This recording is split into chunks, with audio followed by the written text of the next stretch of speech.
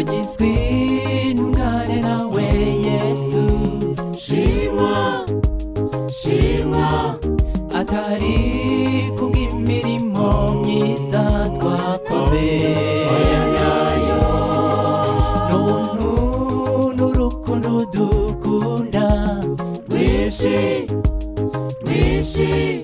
izina ryawe ni Emmanuel bivuga wowe natwe uri kumwe natwe mwami ibereye muri wowe ibiteye ubwoba bya Satani ibikidukanga oya uri kumwe natwe mwami ibereye muri wowe ibiteye ubwoba bya Satani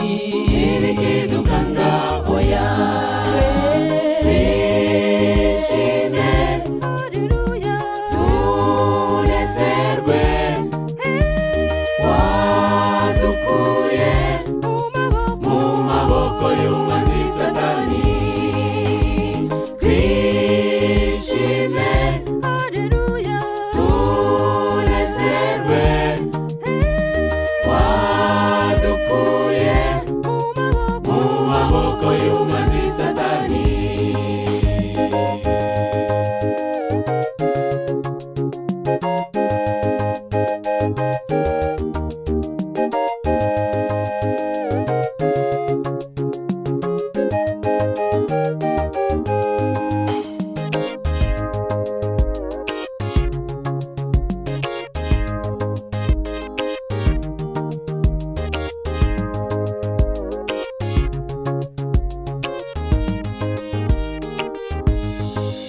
aduhaye amahoro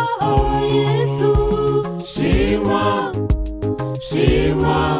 Satani ntakiduteye ubwoba n'ukuri yaratsinzwe wamutsindiye inyabihanga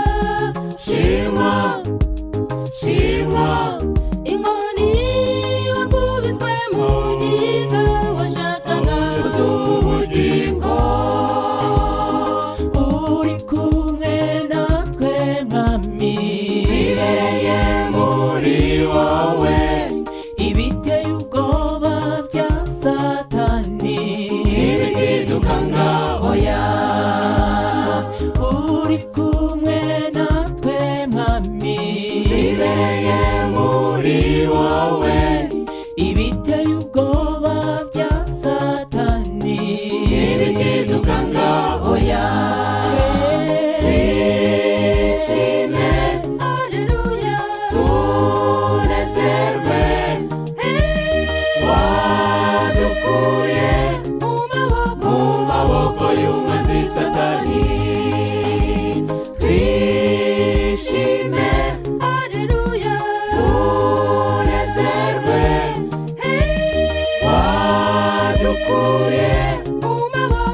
maboko y'umwanzi Satani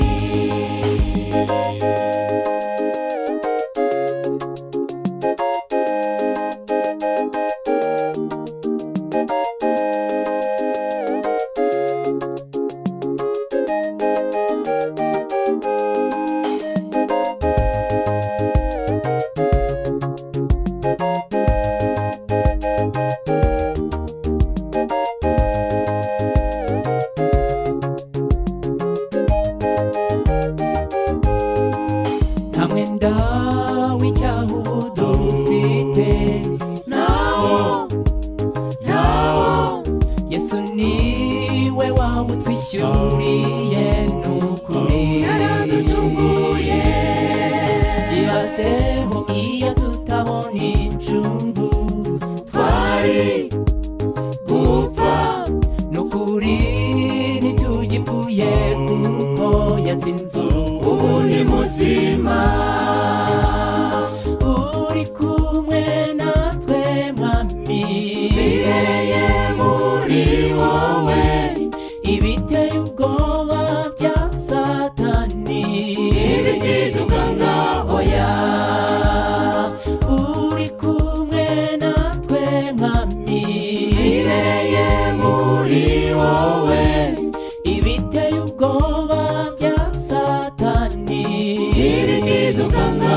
yawe